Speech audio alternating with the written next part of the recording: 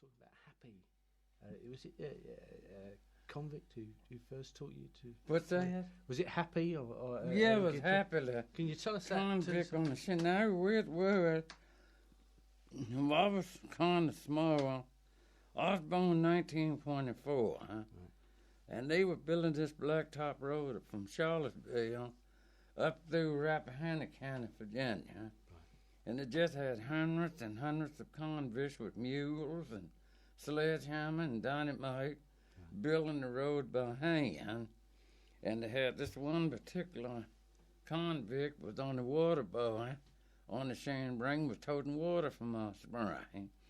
And I noticed when he come down across the field, he made so much noise when he walked. And I said I was going to meet him at the spring to see what kind of shoes that man was wearing. I never heard nobody make that much noise when he walked. And when I got down, I had a shin on his leg. And so when he got to talking to me, I want to know what y'all do around here. And I told him my father worked here on the farm. He played the guitar, banjo, mandolin, the ukulele, and Mom played the harmonica and the accordion. And he said, if you bring your dad's guitar down here, I'll play you a song. Huh? And I would get the guitar at the house and meet him at the spring, and he'd play me a song, get his water inside the prison. A little while he'd be back. And it went on like that for about 6 months. And I took the chain off his leg and made a trustee out of him. Well, the convict camp was just over the hill, and us little ones would go up on the hill inside the convict camp, and he'd get off at 6 o'clock, and then we would walk him back to our house, and Mom would fix dinner for him some evening, and he would stay till 9 o'clock. He had to be back in the camp by 9 o'clock, and us little ones would walk him back to the camp. So, and he used to set me on his knee and trying to show me stuff all on the guitar. I can remember all the open tuning, but I couldn't learn none of the finger picking or some of the stuff that he, was trying to learn, man. Right. And so when he was round up for about 2 years, and another 6 months, he set him free. And he come and stayed with us for a couple of days and said he had to go away for a few days, but he'd be back. And we followed him to his nearest little town, and they caught the mail truck, and we never did ever see him again. That was the end of it. Well, pretty shortly after that, 2 furniture dealers come up in the country with horse and wagon, and they had furniture on these old record players you wind up by hand. And they drove into the house one day and told my mom, said, we got furniture and a music box we want to sell. And my father was sitting on the porch and said, we ain't got no money to buy nothing with. Right. So they left and went back up underneath some trees with the horses and wagon and furniture and eat the dinner. And a little while it came back down with a record playing on it. And my mom heard it, said, God almighty, Mr. Hume, what is that? Well, he said, this is this music box your husband run me away with. She said, bring that thing on in here, huh? So they unloaded and brought it in and left 2 or 3 records. And so then they would come around once a month, every 6 weeks, and collect whatever we was able to pay them on it. And then they would have all these big box of records to sell, huh? When they would come around to collect what we were paying on it. Well, my oldest sister was doing day work and washing and ironing, and I think the records back then was either 10 cents a piece or quarter piece. And they would buy what records we was able, and I'd put a record on the thing, and sometimes it would guitar, you could play with it, but most of the time they were clean out of pitch. So when I couldn't get the guitar with the record, I trimmed me a stick like a pencil and to cut a rubber band out of an old inner tube, and I put the stick over all like that, wrapped the rubber band on this end and drawed it tight, and then I slid it right down till I got the same tone of the record, and we called it a shout, and played right behind the record, and that's how I learned to play, was listening to 78 records. Who were on the 78s, do you remember? What's that? Who were on the 78s? The 78s was by everybody who ever made a record near before that time, right up till that time. Blind Blake, big influence. Blind Blake, Lemon Jeffers, Willie Johnson, Gus Cannon, Joe Band, Frank Stokes, you name it. We had every kind of record ever was made. That's how we come by so many records. And that's how I used to learn to play, was listening to 7, 8 records and getting the guitar the same time. What was your favourite record then? Well, Jim, Blind Blake was one. And I mean, I loved everybody. I really did. Well, back then, the Carter family was making records. The old Jimmy Rogers, who recorded in 27 and died in 1933. And with everybody's gone. Burnandale Hart, you know, he was out there long. And also the Western swing man, what was his name? Bob Wills. They all was out there. Huh? Right. Yes, sir. We had every kind of record that it was. And you learned to play the Jimmy Rogers stuff as well as the Blind Blake? Yeah, that's true, too. It was a lot of Jimmy Rogers fans. When Jimmy Rogers died, people hooped and hollered and cried and went on just the same to do it when Elvis Presley died. You wouldn't believe that, but I'm telling you the truth today. Yeah. Yes, very sir. popular. Yes, sir. So when did you actually first move out of Virginia then? And, I didn't understand. When did you first go out and start playing on your own then? I started playing around the neighborhood for friends and neighbors while it was a house party, and some of my kinfolks was there. You had a big family, didn't you? You was 14. 14. Brothers and sisters all together. How many musicians in that lot? Everybody played music. Really? Everybody, huh? Yes, sir. Everybody played. Right. Yeah. So, were there many local, sort of musicians that were making well, records, or anybody locally? Then nobody could make no records around as I know, but there was a lot of good musicians around. On my mother's side in Virginia, the first musicians who was in Virginia with a band was my mom's first cousin. It was the Griffey Brothers. They was playing on Skyland Drive at the Panorama Hotel for Tourist 1910.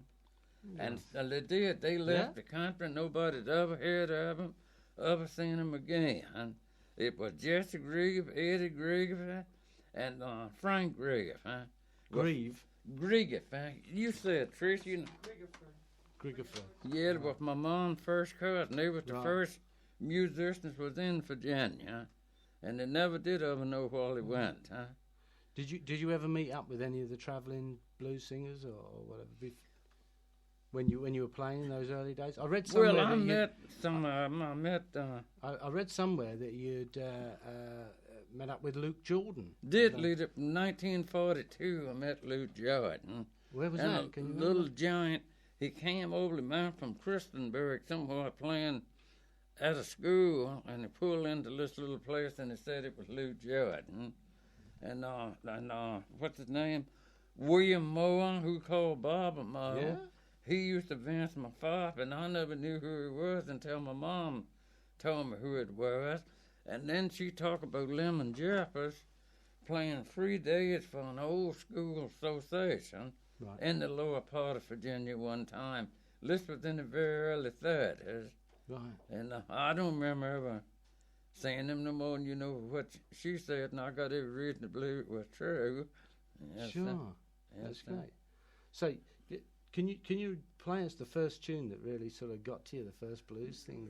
When you listen to these, you didn't keep any of those phonographs by the chance, did you? Something like those records? They're worth a lot of money now. I know. I had 500 when I moved into Fairfax, and the man moved me. I broke up every one but one. And I took that out of the box and sat on the bed. My wife sat on that and broke it. Another one lay. I'm telling you the truth. Oh, dear. He run over every hole in the road and destroyed every one of them. You could have retired if you'd have kept them. Yes. Would you mind playing us a tune? What was the first tune that really you The first tune I was learning on the guitar in my life, you may wouldn't believe this, it was Little Brown Jug. Yeah? I swear it was. I ain't lying to you. That's the first tune I learned on the guitar. I learned to pick Little Brown Jug. That's right. And I don't remember really the first blues tune I learned. I mean, I was learning from, 7, When did you 8 start? records. What age was that when you started hearing that? Listening I to was that? about 4, maybe 5 or 6 years old, something like that, when I started. Yes, sir. Can you play us? Can you play us one of your early tunes? That you One of my own ones? Yeah. Sure, huh? What is the good one, do it, Trey? One of your early tunes that you learned back then, John. The first song I made up was Boast Up the Rib, huh? And I guess I was about 14 years old by then, huh? Yeah. Yes, I'll be Can you- glad to do that, sure. huh? Love to hear it.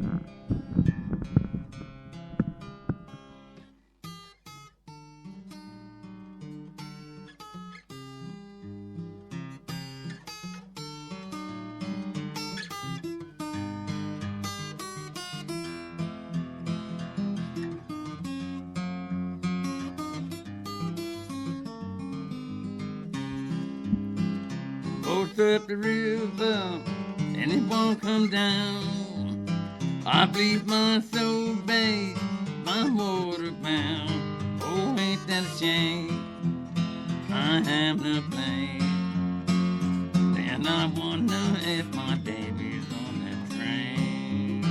I boast up the river, and it won't come down. I bleed my soul, babe, my water bound. Oh, ain't that a shame? I have the pain. 'Cause I'll be some old rainy day at the wild.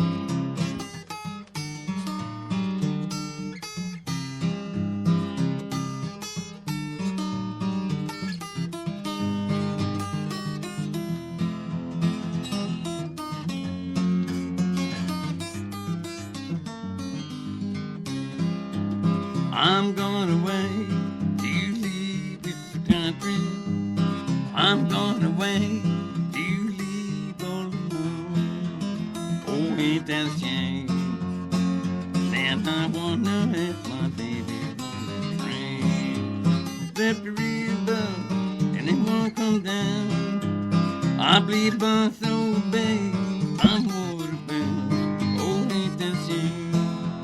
I have no plane. Then I wonder if my baby's on that train.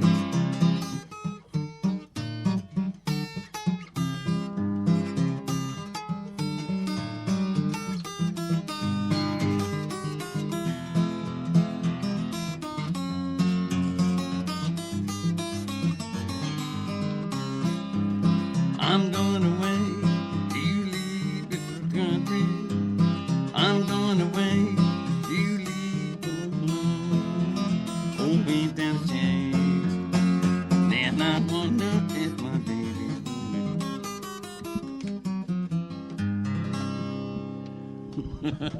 on it. Great, John Jackson. Can you tell us how you first got on record, John? How was that? How you first got on record? Well, how I first got on the record, I quit playing in 46. You quit playing. Yes, sir. I quit playing in 46. And I never tested guitar no more till 64. Huh? And one day it was a bunch of kids in my yard playing ball. And they got tired of playing ball and they wanted to do this dance that Elvis Presley started with this whoop. Yeah. Hula dance or something like that they call it. Well, anyway, Frank Sinatra's daughter wrote a song. She didn't write it, but walk right in, let your sweet mind roll on. Huh? And I think she did that in 54, but which was a big hit. And the kids wouldn't leave me alone to get the guitar out to play them that song, walk right in, let your sweet mind roll on, before they could dance this hula dance with this word. And while I was playing that, the mailman brought some mail to the house, and he heard me play it, and he threw the mail bag down and asked me would I learn him how to play it. Well, I knowed him pretty good, and I told him, said, I ain't had a guitar in my hand since 46. And he said, man, that sounds good to me. He said, I've been trying to learn to play that song and can't. Said, I got a part-time job pumping gas up here at this Amoco station. At night, said, all you got to do is just get the guitar and come up, said, we get in the back room of the station, you learn me how to play it. Well, he kept on after me, and I started the gut ball that night. And so when I went on up, and I was in back of the station learning how to play it, and this man drove in for gas. Instead of him getting the gas, he come running in the station, want to know what I'm playing. And I told him, said, I ain't playing nothing. And he said, you must play something, you got a guitar. And he wouldn't leave me alone, just kept playing. I played in Mississippi John Hurt's Candyman. And so when he asked me where did I learn it, and I told him off a 7/8 record. And he said, what else you playing? I said, nothing. He said, I know you play more than one song. Well, I played him a Blind Boy Fella song, and then he wanted to know where I live. And I told him just 2 blocks right in that little house right down there. And he got his gas and went on. I didn't think no more about it. Well, the next evening when I come in to work, he was sitting on my porch. And told me, he said, I come over again for events. I'd like to hear you play a little bit more. Well, I got the guitar out and played him a whole bunch of stuff. And before he left, he asked me how would I would like to go into town to meet the man that wrote Candyman. I said, that man ain't living now. I've been playing that song, knowing it for 25 or 30 years, and I know he's pushing up tulips. He said, oh, no, it ain't the Mississippi John Hurt. He's playing at the Intero play. He said, and I'll tell you what I'm going to do. He said, I'm coming over here Friday night to pick you up and take you up to meet Mississippi John Hurt. And then said, now, I want you to be ready. And I told him, all right. Sure enough, he drove in about 7 o'clock on a Friday evening and asked me was I ready, and I told him I wasn't. He said, look here, said, I want you to go and meet Mississippi John Hurt. He's playing in Georgetown at the Intero Players. Well, I went on and throwed on a pair of breeches and jumped in a pair of shoes and went on over there with him. And sure enough, I seen this little man sitting on the stage. There's no way that could be John Hurt. And come find out it was. The minute he played Candyman, I knowed he was the man. Well, anyway, I got to meet him that night. Elizabeth Cotton, Skip James, bunch of other people. 2 weeks later, they brought in 2 more blues men. He come by to take me over to meet them. It was Son House, Nance Liston, and one other blues man. I can't remember who he was at the time. Well, anyway, Foley started to ask me would I play 2 songs on the Foley got started, and I did. And this man jumped up out the audience and said, I want to make a record by that man. And it was the Ahula Record Company from out of California. Chris Scarrett. Absolutely. And the next day, he come out there at 11 o'clock and started me playing. And I played till 11 at night. Played 90 songs. In 1965, April and May, the record come out, and I've been traveling ever since. That's how it all happened. Yeah. And the man that discovered me in that gas station was Shirk Purdue. Shirk Purdue? You can announce it better. Chuck Purdue. Oh, right, okay. Yeah, and he was the first at the University of Maryland, at Virginia, and he's the one started the Folklore Society up great at Washington, Right, D.C. right. And that's how it all happened. It all came from one version of Candyman. Yes, sir, that's right. Do you still play Candyman? I mess around with it. Could you mess around with it Sure. now for us?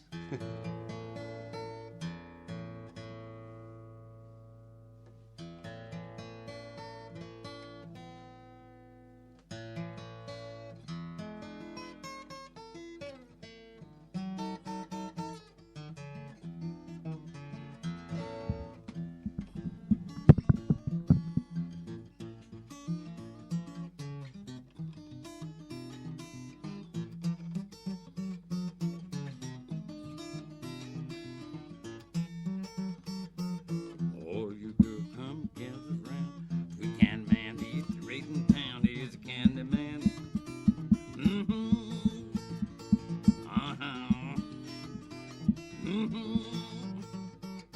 The candy that boy melts away. Candy that is to his day. He's a candy man.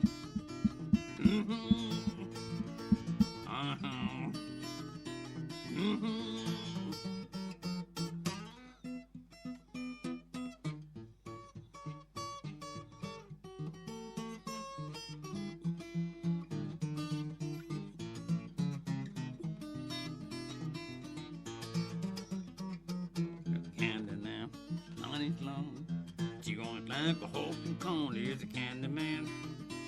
Mm-hmm. Uh-huh. Mm-hmm.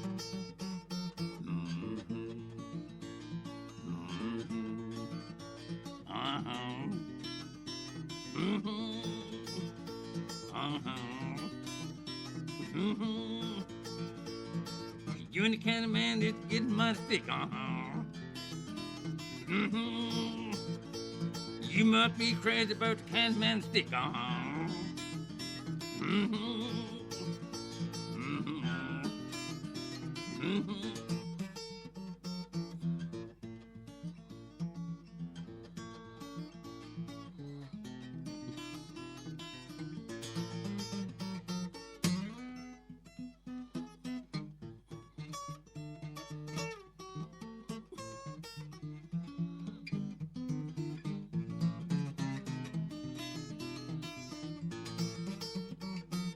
Candidate won't melt the place. Candidate is Kansas City, he's a candy man.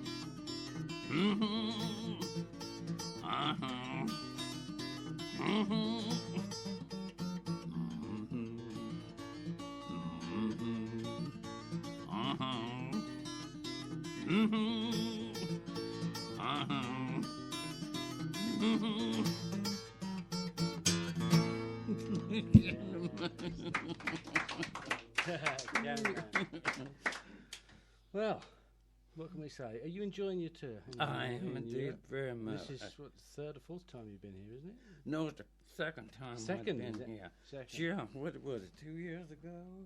Yes, but you've been About- here before then. No, I hadn't. Did you play Albert Hall? Oh, yeah, I had been in England before, but Yeah. not right here. No, not. I not played Albert Hall in 69, and then I was back in England in 71 and 73, because I played at one place on Oxford Street, they called it 100 Club. That's it. Yeah, the one. And it was another club out behind the police station in London. I played that club, and then they put me on a train and sent me 120 miles near up somewhere they call Wales. I swear to you. Yeah. And I met Stephen Grossman the same time he was leaving the club. When I was going on, when I got off the train, he was getting ready to get on. Is that right? Yes, I sure did. And I never came back no more until about 2 years ago. Yes, sir. And you enjoying touring around? I am indeed very much. Yeah. Yes, sir. How are you finding that? What do you think of the way that blues is going at the moment? It's getting widespread everywhere. It's getting really. Oh popular, yes, there's isn't it? not as many black people as into it, but we hear so many good white blues players just springing up everywhere now. And what do you think of that? You And think that's I'm good? very proud of it. Very proud of it. That's good. Very proud of it, because I was they're interested. going to carry the stuff on. There's no question about it. You don't think there's going to be many blacks will be coming that? Well, they're just not interested. They think it's too old. As Uncle Tom muted the Uncle original. Tom. Yeah. I have been called Uncle Tom for playing. Really? I have. Yeah. Yeah. Well, you won't be called that here. No, I I- know I everybody. think we could say on behalf of everybody Yeah, here this has tonight, been it's just back a fabulous night. in the 60s, you know, it was a lot of tension in the country. I could tell you some stories make the hair stand right up on your head. That's true. Oh, I but- doubt it with me. But there you go. Yes, I could, man. I could really been through something I bet. back when there's so much protest and so much trouble in the country. Well, thank God that's not the case Well, it's so much not at the the way moment. it is now. I'm glad all this over. I really am. And I hope nobody will ever have to go through with that kind of stuff again. Yeah, it's that. Well, it's been wonderful anyway, seeing you here in Yeah. England anyway. You know, Oh, lovely yes, to see you back. everybody's been just so good. Before we go, perhaps could you just play one of those great Blind Blake numbers which you do such good versions of? Sure, would you like the bootleg? What about the Too Tight Ride? Oh, too tight, mate. There you go.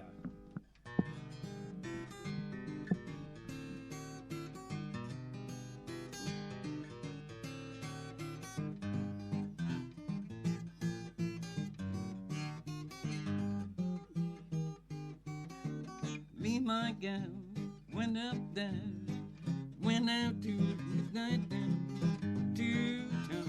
Too Lord, bring it mine. Too tight, doggone tough. Too tight, can't get enough.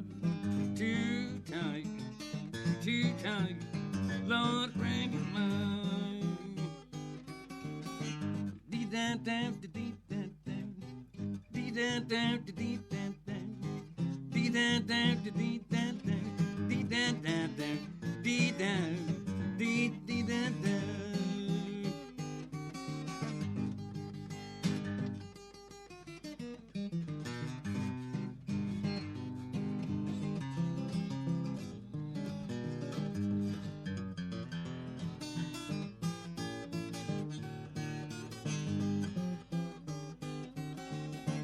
Too tight, doggone stuff.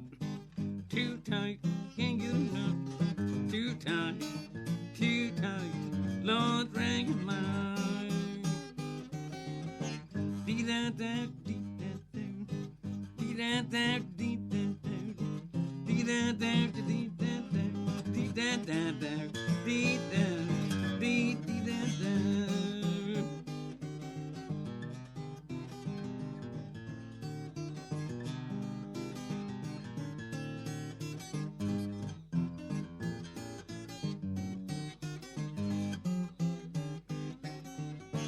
Too tight, doggone stuff.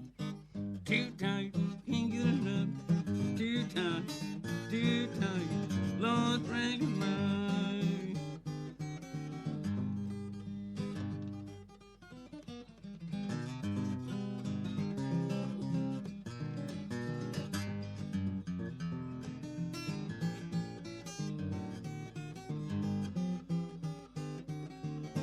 Too tight, stepping out.